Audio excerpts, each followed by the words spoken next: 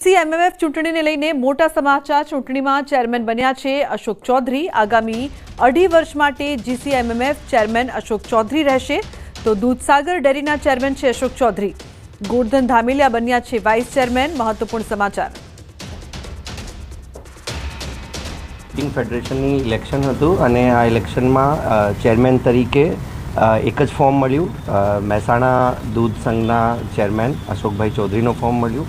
બાકી કોઈ બીજા ફોર્મ નહીં આવ્યા અને એમને બિનહરીફ બિના કોમ્પિટિશન ચેરમેન જાહેર કરવામાં આવ્યું છે। આ ઉપરાંત વાઇસ ચેરમેનમાં એક ફોર્મ રાજકોટ દૂધ સંઘના ચેરમેન શ્રીનું ફોર્મ આવ્યું। એમને પણ આમાં એક જ ફોર્મ હતું તો બિનહરીફ જાહેર કરવામાં ઓલરેડી જે વોટર લિસ્ટ જીસીએમએમએફની ઓલરેડી છે ટોટલ 18 આમાં દૂધ સંઘો હોય છે। વોટિંગ લિસ્ટ ઓલરેડી જાહેર કરેલી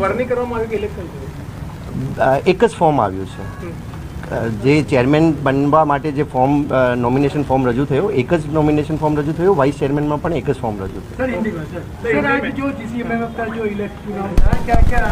आज इस चुनाव में जीसीएमएमएफ के चुनाव में चेयरमैन पद के लिए एक फॉर्म आया था। वो था महसाणा दूध संघ के चेयरमैन। महसाणा दूध संघ के चेयरमैन का चेयरमैन तरीके फॉर्म आया था एंड राजकोट दूध संघ के चेयरमैन का वाइस चेयरमैन तरीके एंड एक ही फॉर्म आया था दोनों पदों के लिए। इसलिए उनको बिनहरीफ इलेक्टेड जाहिर करने में आता है।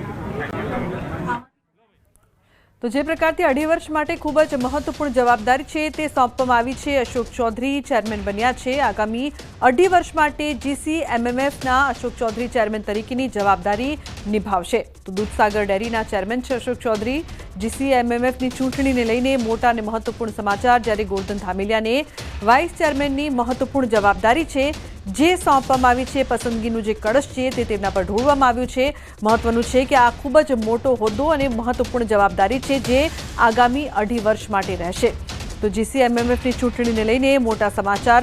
સૌની નજર હતી કે કોણ ચૂંટાય છે ચેરમેન અને વાઇસ ચેરમેન તરીકે। તો જે પ્રકારથી આ મોટી જવાબદારી છે જેમાં ગોરધન ધામેલિયા બન્યા છે જીસીએમએમએફના વાઇસ ચેરમેન જ્યારે અશોક ચૌધરીને ચેરમેન બનાવવામાં આવ્યા છે। તો મહત્વપૂર્ણ સમાચાર છે। આગામી 2.5 વર્ષ માટે જીસીએમએમએફના અશોક ચૌધરી છે તે ચેરમેન તરીકેની જવાબદારી નિભાવશે। જે કાર્યભાર છે તે સંભાળશે જ્યારે ગોરધન ધામેલિયા જીસીએમએમએફના વાઇસ ચેરમેન તરીકેની જે જવાબદારી છે તે સંભાળવાના છે। ગૌતમ લાઈવ જોડાય છે વધુ માહિતી આપવા માટે।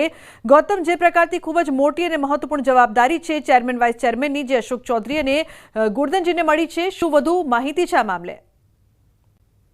જી ગૌતમ। બિલકુલ, આજે વિધિવત રીતે ગુજરાત કોઓપરેટિવ મિલ્ક માર્કેટિંગ ફેડરેશનની જે ચૂંટણી જે છે તે યોજાઈ હતી। ઠીક અમૂલ ખાતે આ 11 વાગે આ ચૂંટણીનો શુભારંભ થયો હતો।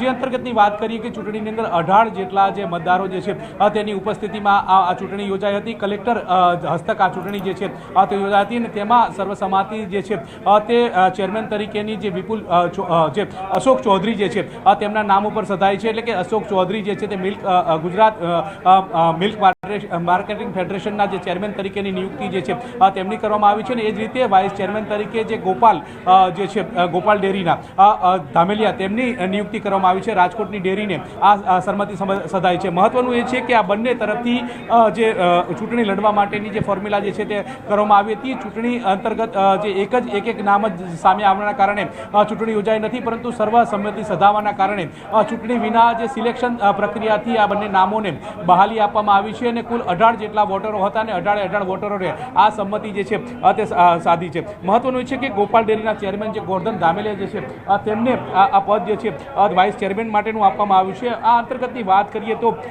જે 11 વાગ્યાથી આ ચેરમેન તરીકે કોણ તે પ્રકારની અનેક અટકળો ચાલતી હતી। વર્તમાન ચેરમેનની વાત કરીએ તો શામળ પટેલ જે છે તે છેલ્લા 5 વર્ષથી ચેરમેન પદ હતા, એટલે કે તેમને 2 ટર્મ ચેરમેન તરીકેની આપવામાં આવી હતી અને વલમજી હુંબલ જે સરહદ ડેરીના ચેરમેન જે છે તેમને વાઇસ ચેરમેન તરીકે ગુજરાત જે કોઓપરેટિવ મિલ્ક માર્કેટ ફેડરેશન લિમિટેડની જે જવાબદારી જે છે તેમના સિરે હતી। હવે નવા જે ચેરમેન અને વાઇસ ચેરમેન જે છે તેની નિયુક્તિ કરી દેવામાં આવી છે અને ટૂંક સમયની અંદર તેઓ પણ આવશે। કલેક્ટરે સીધી વાત કરી છે કે જે પ્રકારે આ ચૂંટણી જે છે તે પ્રક્રિયા યોજાઈ હતી તેમાં સિલેક્શન પ્રક્રિયા થઈ છે, કારણ કે ચેરમેન તરીકે 18 જે લોકો મતદારો હતા તેમાંથી એક જ નામ જે છે તે આવ્યું હતું ને તેમાં અશોક ચૌધરી જે દૂધસાગર ડેરી મહેસાણાના જે છે તેમનું નામ આવ્યું હતું ને તેમના નામ ઉપર સર્વોએ સંમતિ સધાવી છે ને એ જ રીતે વાઇસ ચેરમેન તરીકેનું નામ જે છે તે ગોરધન ધામેલિયાનું આવ્યું હતું ને તેમાં પણ સર્વસંમતિ જે છે તે સધાઈ છે. એટલે કે હવે વાઇસ ચેરમેનની ચૂંટણી જે છે તે સિલેક્શન પ્રક્રિયાથી થઈ હોવાની વાત જે છે તે તેમણે કરી છે.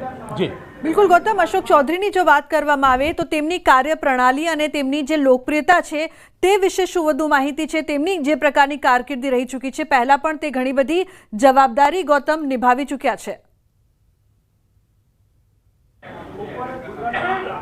જી બિલકુલ, જે અશોક ચૌધરી જે છે તે અનેક વખત અનેક શંકાના દાયરામાં પણ આવી ચૂક્યા છે.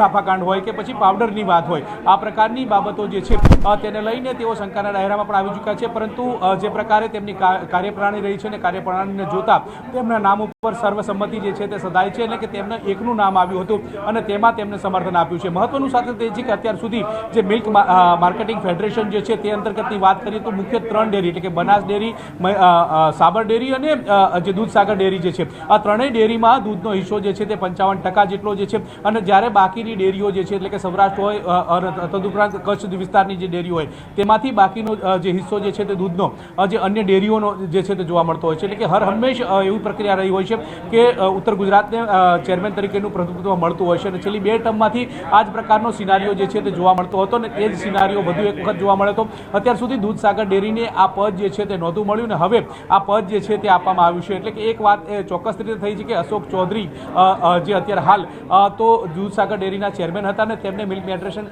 ફેરમેનના ચેરમેન જે છે તેની પણ નિયુક્તિ કરવામાં આવી છે. એટલે કે જી બિલકુલ, આભાર સમગ્ર માહિતી બદલ. તો ખૂબ જ મોટી અને મહત્વપૂર્ણ જવાબદારી છે તે સોંપવામાં આવી છે અશોક ચૌધરીને.